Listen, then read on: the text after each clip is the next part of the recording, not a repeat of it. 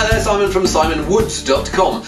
8 red Bordeaux, 8 clarets, 5 different vintages. Let's just dig in. First one, Côtes du Roi, Montagne Saint-Emilion, from the house of Dourthe, who do some nice stuff and sometimes some okay stuff. Let's see whether this is the former or the latter. This is the modern face of Bordeaux. Once upon a time, Bordeaux at this age, I mean, we're in January 2012, so it's sort of like 15, 16 months old, maybe slightly older. What it is it's a rich, round, ruddy style of wine. Bordeaux didn't used to make wines like that, but here it is, it's juicy, it comes out of the traps and says, I'm quite full-bodied and I'm fleshy, drink me now, don't bother keeping me. I've tried keeping wines like this, and they're usually not as good as they are when they're in their juicy, plummy youth. Smells like it's going to be good, smells like it's going to be maybe just a little bit propped up by winemaking artifice, but get it now and it'll be tasty. Or will it? Let's have a see. Young, gutsy claret, and a style of wine that they just didn't used to make sort of 15 or more years ago. Here, it's all about immediate fruit. It's a sort of wine that I can taste something there, an ever so slight green edge, that makes me think that as it ages, that green edge is going to come more to the fore. But at the moment, I like it for its that's a bit of smoky bacon oak that's just giving a bit of richness and flesh, and the juicy plumminess. There's a bit of baked berry. If I have a problem with it, maybe they just extracted it a little too much. And as I say, with time, that green edge that they've extracted at the same time as they've extracted all that flavour will come more to the fore. But for the moment, pretty decent wine for converting people who have been brought up on Cabernet Sauvignon and Merlot from other parts of the world to the Bordeaux cause. Nice. Okay, next one. Averys Pioneer Range, Bordeaux 2009. Very different style of wine. If the first one was sort of a bit puppy-like and sort of going yapping dog, this is a bit more relaxed. Part of it is to do with the extra year in bottle. It's had time to soften, calm down. But I've got a feeling that in the first place they didn't go for quite as much extraction of flavour. Sometimes too much flavour is a bad thing. If the flavours that you're extracting aren't all that great. Not that they weren't great there, but here it feels like they've done the extraction, they've done the winemaking in proportion to the flavour in the fruit. So you're getting a slightly leafy edge, you're getting this blackcurrant, this plummy edge too, and it feels like it's going to be juicy, friendly, it feels like it's going to be a good drink. And it's more traditional Bordeaux style. Does that mean it's better or just different? For me, it's different. If you want a fuller, fleshier New World style, go for the Côtes du Roi. Here, it does have that leafy edge, but it's not ashamed to show it. It's just soft, gentle, and just when you think it's just too soft and gentle, this bite of tannin and this fresh acidity comes through, really giving some life to the finish. And tasty, tasty wine, that.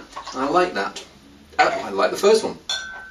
We're enjoying them so far. How do we get on with Château Grandjean? Big John. Château Grandjean, Bordeaux 2009.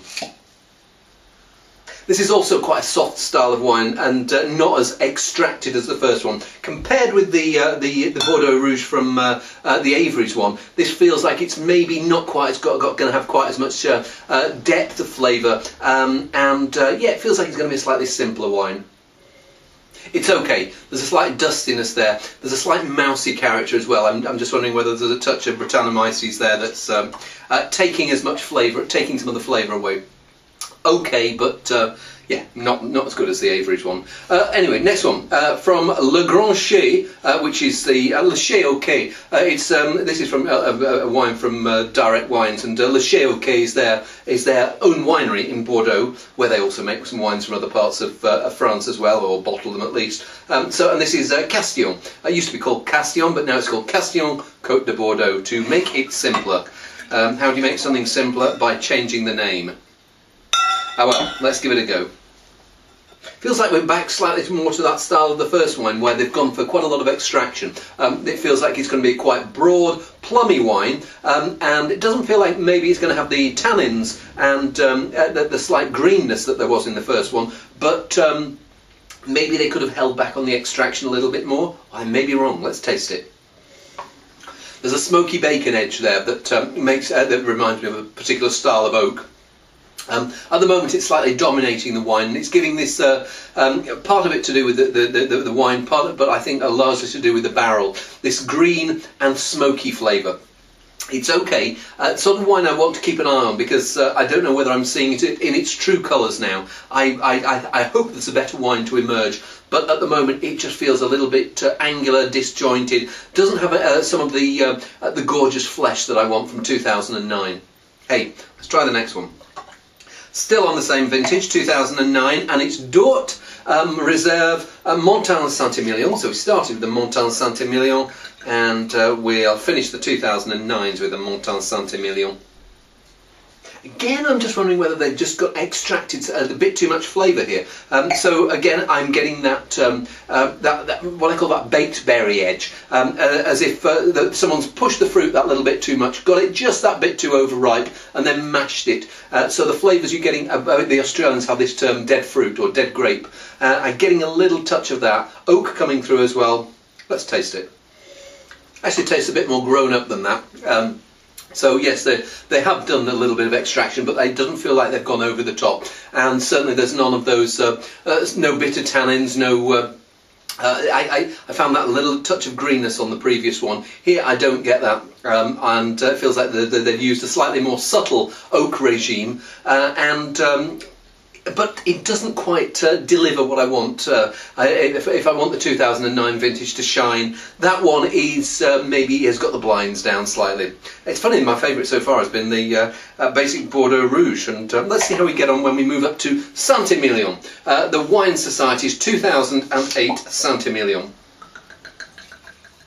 So a year older, and I don't know whether it's the winemaking, or I don't know whether it's the vintage talking, the extra time in bottle, but here it feels like a much more supple, more confident style of wine, much in the style that the Averys Bordeaux was in that row of 5 wines. It feels like someone's not trying too hard, and in the process of not trying too hard has actually made a better wine. And it's more on that old-fashioned style. It's that leafy, not trying too hard, not over-extracted, and the finish you're left with, there is quite a bit of tannin there. Certainly a wine that you don't want to drink by itself. Bring out your roast lamb, and good Sunday lunch wine. It's not hugely complex, but it's honest and tasty, and yeah, good. Not sure whether I don't actually prefer the Bordeaux Rouge from Averys, but hey. Okay, we're back in Côtes de Bordeaux, 2007, Château, Bourjaud, and the particular bit of Côtes de Bordeaux is the Blaye. So Blaye, Côtes de Bordeaux, 2007. I struggle to get much out of here. Feels like it's going to be soft, gentle, but maybe just a little bit too soft and gentle. There's a soft, plummy, blackberry edge, but maybe not enough of it. Decent enough, and it's £6.50, can't complain at that price. It does give an authentic Bordeaux flavour, that soft leafiness, and but it's not great. It's good, but it's not great. Final wine, 2005, Château Saint-Paul, Cru Bourgeois, Haute Médoc. So whereas the previous ones would have been predominantly Merlot, this one would have certainly a highest proportion of Cabernet Sauvignon, even though it may still have Merlot as its dominant grape. And it's weird, this is the oldest wine here, but it feels like it's still got quite a bit of development to go. I'm sure I tasted this wine about this time last year, and it was in a rather awkward stage, and I tasted quite a lot of that Brettanomyces character. I still get a little bit of that ever so slightly mousy character coming out when I smell it, but it's almost like the fruit is running, right, okay, I know I'm going to come out of my shell and get past there. Let's see whether that's true when I taste it. Still firm, quite tannic, and maybe for a good vintage like 2005, I expect from a wine like this a little bit more generosity. What I'm left with, and again I think it's to do with that Brettanomyces, is that dry, ever so slightly raisiny and charmless finish. So it smells okay, but then I come to taste it, and pleasure is maybe not foremost in my mind. So this is, I mean, I don't know, this is one side of Bordeaux that it gives the region, brings the region back down to normality. Yes, there are the stellar wines, there are the wines that command huge prices, although maybe not as much as they were doing 6 months ago. But this is everyday Bordeaux. Some of it works for me, some of it doesn't, but isn't that the same for most wine regions in the world? See you soon.